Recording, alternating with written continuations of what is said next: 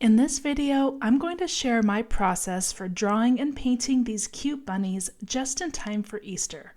I start with my pencil, making circles and simple shapes to get the proportions right, then lightly outline the features. Next, I use pens to loosely contour the bunnies and follow with several layers of watercolor washes to bring them to life.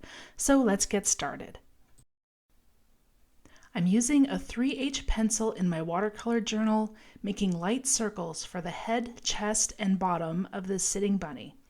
It's really helpful to begin with basic shapes to make sure you like the gesture and proportions before finalizing your line work. In this case, the sizes of the circles helps me to keep the bunny cute by not making the head too small in relation to its body. I followed the contour of the circles to draw the outline of his body. The top of the bottom circle is in just the right spot for outlining his haunch area. Then I add the basic shapes for ears, nose, legs, and tail, remembering to keep the pencil lines light so I can erase them easily.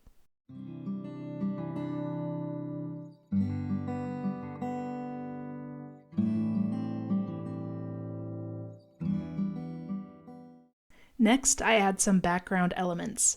Simple mushrooms are just a half oval on top of a long skinny oval.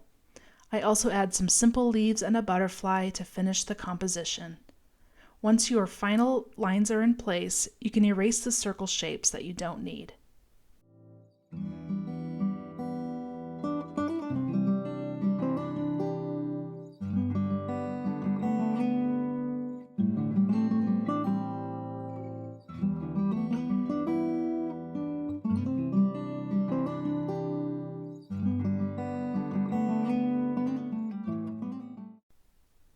Now for the running bunny. I start the same way with the circles and follow the contour loosely. It doesn't need to be exact, it's just a guide, and I make adjustments as I go. Remember to keep your pencil lines light since it makes it much easier to erase when you need to.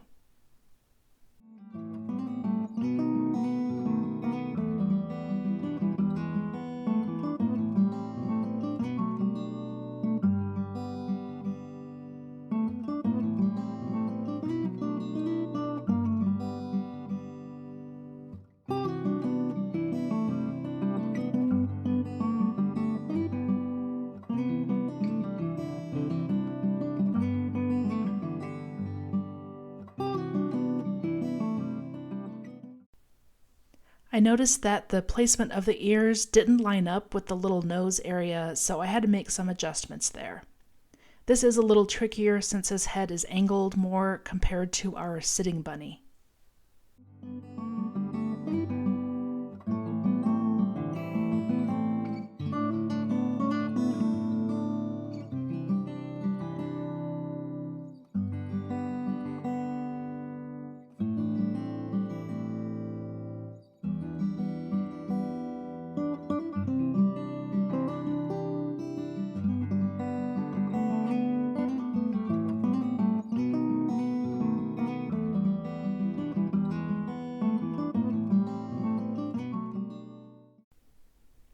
Once I'm happy with the bunny shape, I add some fun little vines, flowers, and leaves, like he ran through a garden and is trailing them behind him while he runs.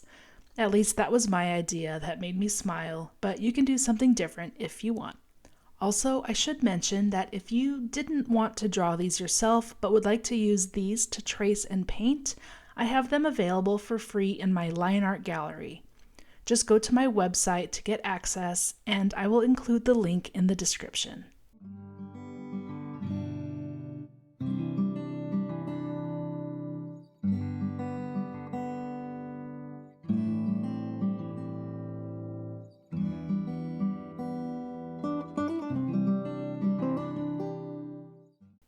Now I'm using my Pigma Micron waterproof pens to outline the bunnies.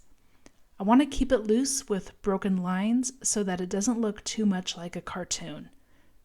If you want to learn more about line and wash with watercolor, I will link to this squirrel video that you can watch after this one, and will also include the link in the video description.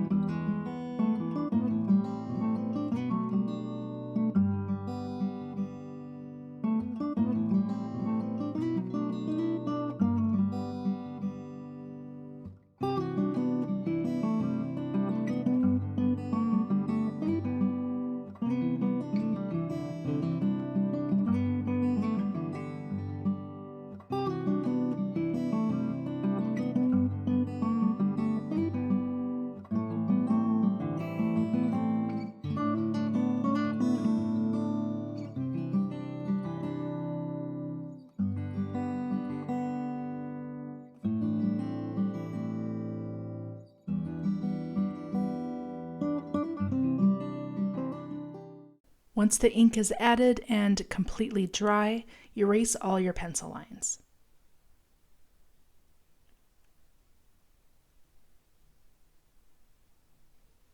Now for the watercolor. I'm using yellow ochre, burnt sienna, and perylene violet. I pre-wet the area on these mushroom tops to allow the paint to flow and to avoid hard edges. I drop in ochre and perylene violet and I let them mix for a natural mottled effect.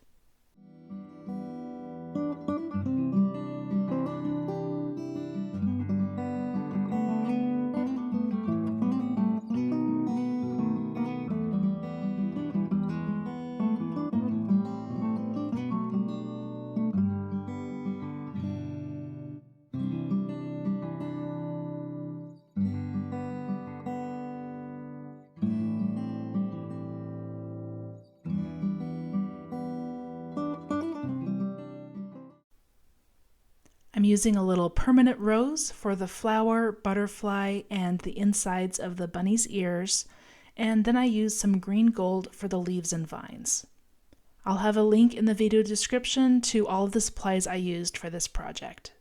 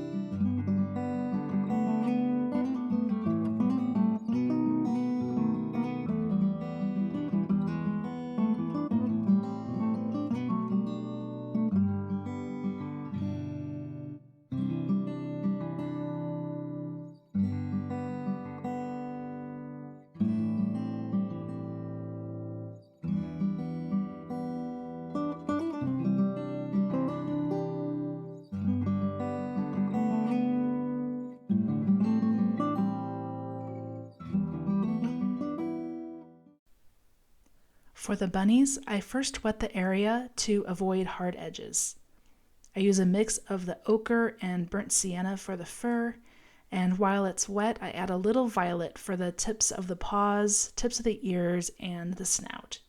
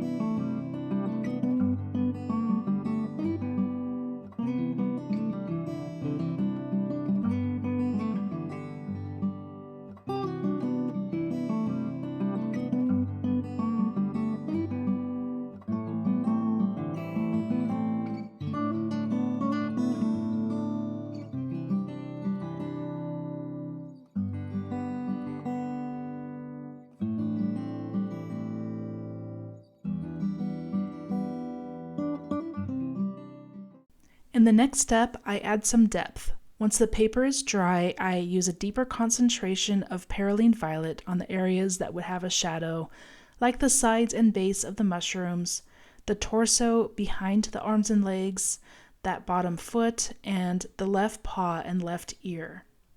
Just add it to the dry paper and rinse your brush, and use your now clean, damp brush to gently blend it out.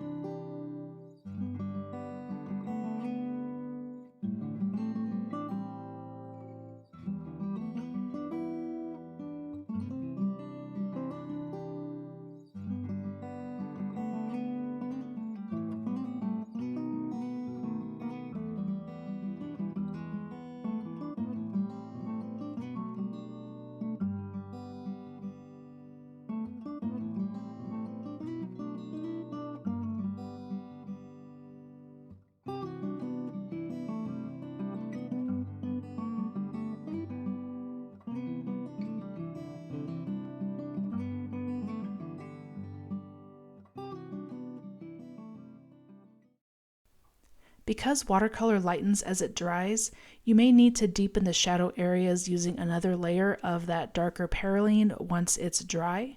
And again, the same process, just blend using a clean damp brush. The next step is to add subtle fur texture. Use a watery mix of your main fur colors and add little strokes in the direction of the fur growth. It doesn't need to cover the entire body, just a few strategic areas to add a little bit more depth and detail. From here, you can keep taking it further with more line work or other detailing to really make it your own. Thank you for joining me today. If you would like more art tips, techniques, and tutorials, please consider subscribing to my channel. Remember to get your free access to the line art gallery at my website, where you will find these bunnies along with many others from my popular tutorials. Happy painting and see you next time.